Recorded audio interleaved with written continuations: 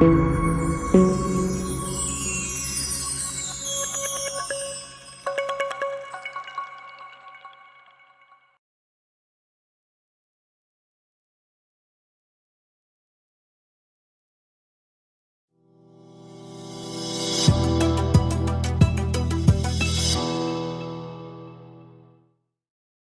sou Isabela Coimbra e hoje eu vou conversar um pouquinho com vocês sobre o artigo intitulado Como inibidor de tripsina de flores de moringa oleífera modula a resposta imune de células sanguíneas humanas infectadas pelo Trypanosoma cruzi.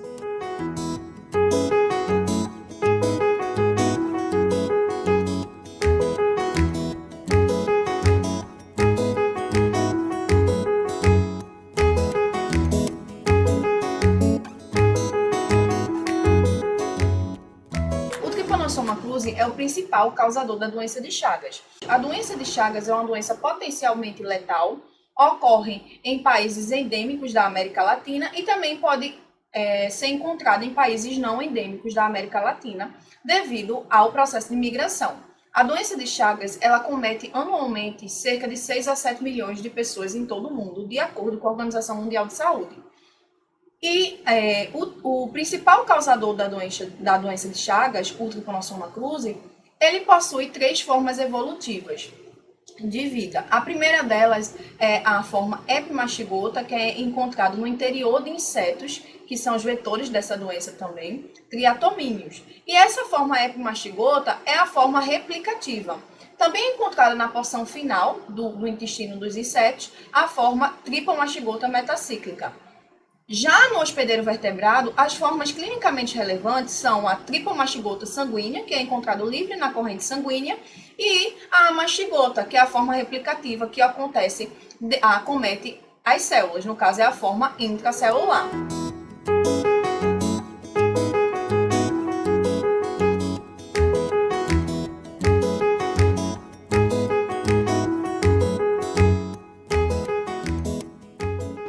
Temos, né, o principal transmissor da doença de Chagas, os insetos triatomíneos, conhecidos popularmente como barbeiros. Mas como ocorre essa transmissão? Bom, no momento que o inseto ele vai fazer o repasto sanguíneo, ele imediatamente, né, pica o local. Quando ele pica o local da pele, no caso, ele perfura e aí ele deixa aberto aquele local e imediatamente ele elimina suas fezes. Quando ele elimina suas fezes, se infectado, esses tripomastigotas, eles vão estar presentes nessas células e vão infectar o hospedeiro. No caso, esses tripomastigotas vão para a corrente sanguínea e dessa forma infecta o hospedeiro. Há também outros tipos de transmissão. Essa transmissão que eu falei é a transmissão vetorial, mas existe a transmissão oral, que é através de alimentos processados com esses insetos triatomíneos. A transmissão congênita, que é da mãe para o feto, pode ocorrer também. Bom, quando o hospedeiro é infectado, existem duas fases clínicas da doença de Chagas. A primeira dela é a fase aguda, que é justamente desde que o período que o hospedeiro ele foi infectado pela doença até 3 meses. Essa fase aguda ela é caracterizada pelo aumento da parasitemia, ou seja, existem muitos parasitas dentro, livre da corrente sanguínea. Já se o paciente ele não for tratado, evolui para a fase crônica da doença. A fase crônica, ela pode ser encontrada de algumas formas. A fase crônica indeterminada, ela é característica justamente de um ambiente regulatório. Quando o hospedeiro ele se encontra na fase crônica, o ideal é que ele não evolua para uma fase crônica cardíaca, que é a mais letal. O ideal é que ele fique e permaneça como crônico indeterminado, porque há um ambiente imunológico, né, regulatório. Ou seja, existem citocinas tanto anti-inflamatórias, que atuam justamente para equilibrar a inflamação, e tanto há citocinas pró-inflamatórias para justamente continuar combatendo se houver a parasitemia ali, os níveis elevados dessa parasitemia. Além da forma indeterminada e cardíaca, que é a mais letal, temos também a forma digestiva e temos a forma mista, que é a cardiodigestiva. Sabendo disso, a Organização Mundial de Saúde recomenda o tratamento, né, para a doença de Chagas com 2 drogas que estão disponíveis no mercado, que a primeira delas é o nifurtimox, que também é uma droga tóxica, né, que muitos pacientes desistem do tratamento devido aos efeitos colaterais. Porém, no Brasil, a sua produção já foi descontinuada há vários anos. Temos atualmente como a droga de escolha para o tratamento da doença de Chagas o benzonidazol, que o benzonidazol, justamente, ele também vai ter vários efeitos colaterais, né? Perda de peso, lacidão, depressão das células vermelhas, e dessa maneira muitos pacientes desistem do tratamento. Além desses efeitos colaterais, o benzonidazol e o nifurtimox têm sua eficácia comprovada na fase aguda da doença, que é a fase inicial.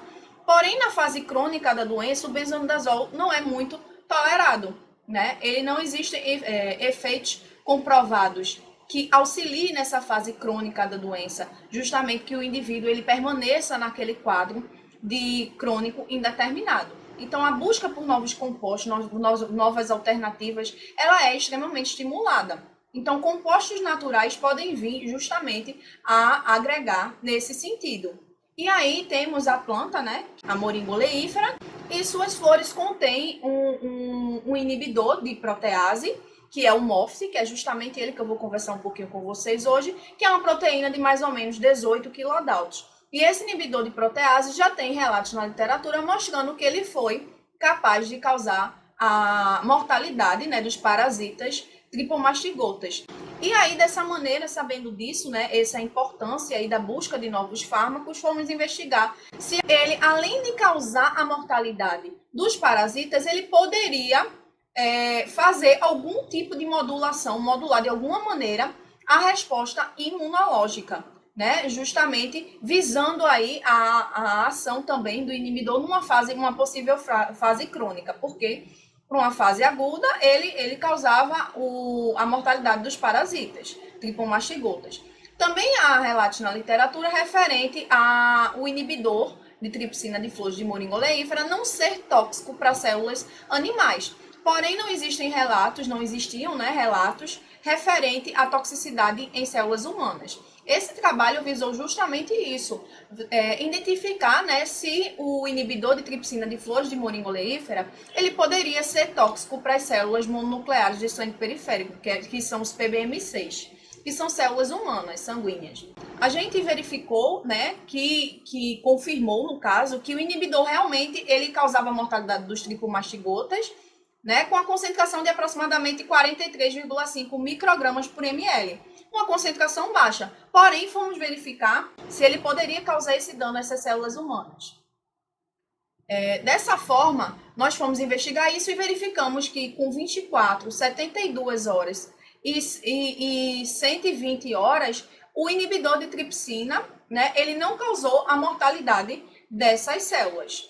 Dessa maneira, ele não alterou essa viabilidade, nós fomos investigar se esse inibidor de tripsina de flores de moringa oleífera, ele poderia de alguma maneira modular a resposta imunológica. Além de matar o parasita, não ser tóxico para as células humanas, ele poderia causar uma modulação, né, frente ao quadro crônico, visando uma ação também numa fase crônica da doença de Chagas.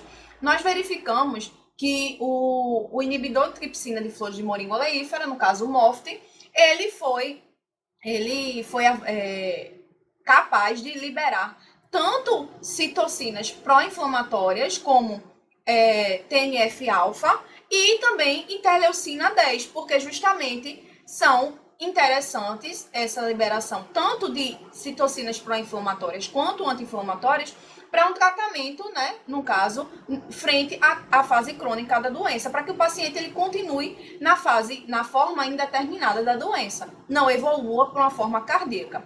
Dessa maneira, verificamos, né, que após 48 horas com o tratamento do inibidor, né, de tripsina, ele foi capaz de estimular a liberação dessas citocinas, tanto pró-inflamatórias quanto anti-inflamatórias. Como eu falei, o TNF-alfa vai auxiliar naquele processo de controle da parasitemia, e já o IL-10 é uma citocina anti-inflamatória que vai auxiliar regulando as citocinas pró-inflamatórias, de maneira que não ocorra uma inflamação exacerbada naquele tecido, certo? Frente à resposta imunológica. Também verificamos que o óxido nítrico, após 120 horas, ele foi liberado, né? Ele foi estimulado em células, né, infectadas e tratadas com o inibidor de tripsina de flores de moringa oleífera.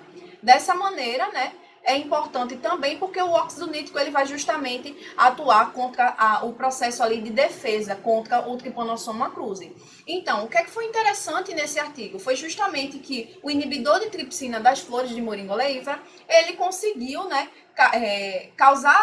confirmamos a mortalidade do parasita, né, causou a mortalidade do parasita com a concentração baixa. Ele não foi tóxico para as células mononucleares de sangue periférico com uma concentração testada de até 500 microgramas por ml, que é uma concentração alta. Verificamos que esse inibidor de tripsina, ele estimulava, né, as células imunes justamente a liberar, na presença, né, os testes na presença desse inibidor, estimulou a liberar a produção de citocinas que podem ser bastante importantes frente à fase crônica da doença de Chagas. Então, ele pode ser um potencial candidato aí para compor um novo fármaco contra a doença de Chagas, tanto a forma aguda como tanto a fase aguda quanto a fase crônica da doença de Chagas, devido a esse controle, né, da parasitemia e também a modulação das células imunes. Gente, foi isso hoje. Eu espero que tenham compreendido e obrigada. Tchau!